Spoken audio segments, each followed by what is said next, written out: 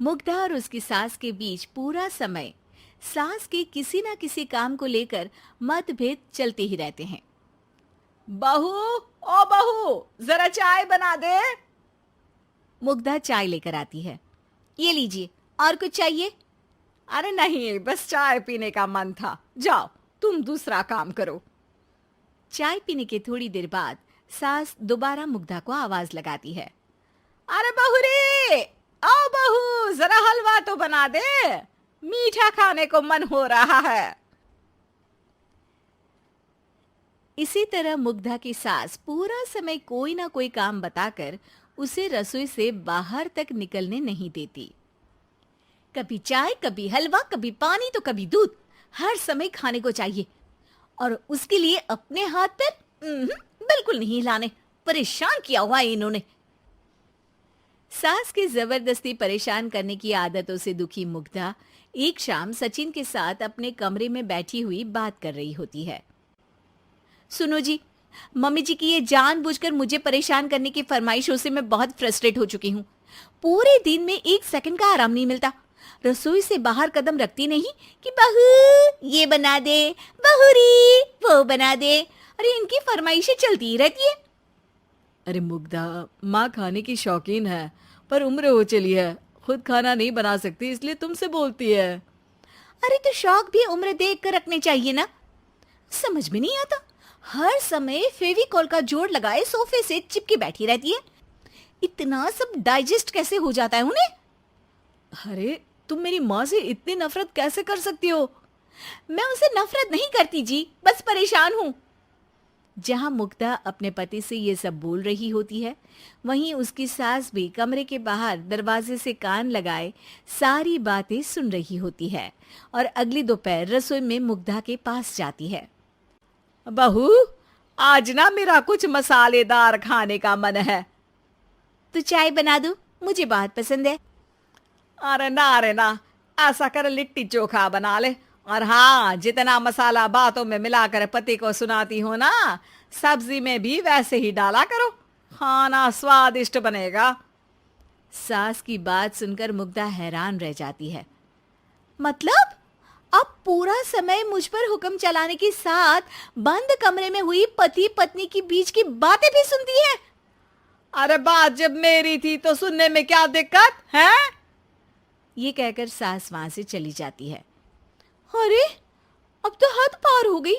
इस तरह से तो ये मेरा जीना मुश्किल कर देंगी। मुग्धा सास की हरकतों से परेशान उसका हल सोचने लगती है और इसी तरह कुछ दिन बीत जाते हैं, जिसमें सास का जन्मदिन आता है। मुग्धा बहुत खुशी के साथ अपनी सास को एंड्रॉइड मोबाइल गिफ्ट करती है। मम्मी, आपको सबसे बात करने के लिए बहुत दिक्कत होती है ना? कभी सचिन तो कभी मुझे बोलना पड़ता है, पर इस मोबाइल से आपको कोई दिक्कत नहीं होगी। एक जगह बैठे बैठे बहुत कुछ कर सकती हैं अब आप। मोबाइल देख सासू माँ खुश हो जाती है, पर उसे इस्तेमाल करना तो आता नहीं, इसलिए साइड में रख देती है।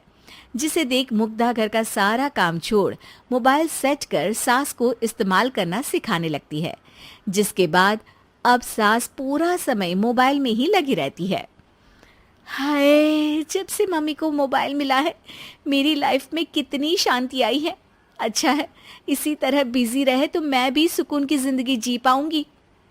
अब मुग्धा जब मन करे काम करना, जैसा चाहे वैसा खाना बनाकर खाना, पूरा समय रिलैक्स और खुश रहने लगती है।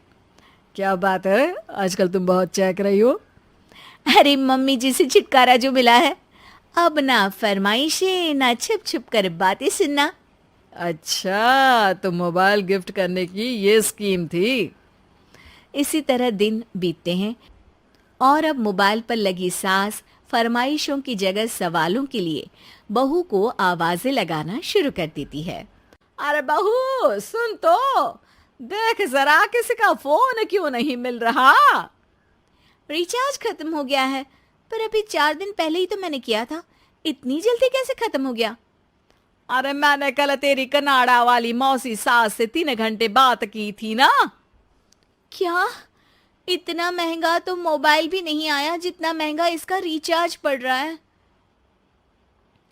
इसके बाद तो जैसे मुग्धा के दिन के 24 घंटे में से 20 घंटे सास के पास उनके मोबाइल रिलेटेड प्रॉब्लम सॉल्व करने की ड्यूटी ही बन जाती है। अरे मुग्धा, ये मोबाइल में अचानक तेरी मौसी सास की शक्ल क्यों दिखने लगी? और ये तो हिल भी रही है। मम्मी, ये गूगल डुओ का वीडियो कॉल है। इसमें आप बात करने के साथ एक दूसरे की शक्ल भी देख सकती हो। अच्छा, ये तूने मुझे पहले क्यों नहीं बताया? अब बताने के लिए पहले नहीं बताया। इसी बीच सचिन भी वहां आ जाता है और सास अपनी वीडियो कॉल में बिजी हो जाती है। क्यों, सास बहू में क्या गपशप चल रही है? इसे गपशप नहीं, दिमाग का दही होना बोलते हैं। पर तुम तो मम्मी को मोबाइल देकर बहुत खुश थी, फिर क्या हुआ? हाँ, उसका सुकून भी कुछ ही दिन मिला।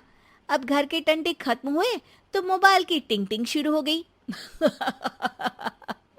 देखो भाई, कुछ पाने के लिए कुछ खोना तो पड़ता है। आखिर तुमने मोबाइल अपने फायदे के लिए ही तो दिया है, तो फिर सवालों के जवाब भी देने पड़ेंगे, क्योंकि जब तक उनके हाथ में ये फुंथरू रहेगा, तुम्हारी लाइफ में प्राइवेसी और सुकून रहेंगे। कहने का मतलब है अगर इससे प्यार बढ़े तो दाग अच्छे हैं। अरे मुझे पहले दिन से ही पता है मोबाइल किस मकसद से दिया गया है। भूलो मत, इससे पहले मैं बातें ही सुनती थी। सास की ये बात सुनकर मुग्धा शॉक में और सचिन हंसता रह जाता है।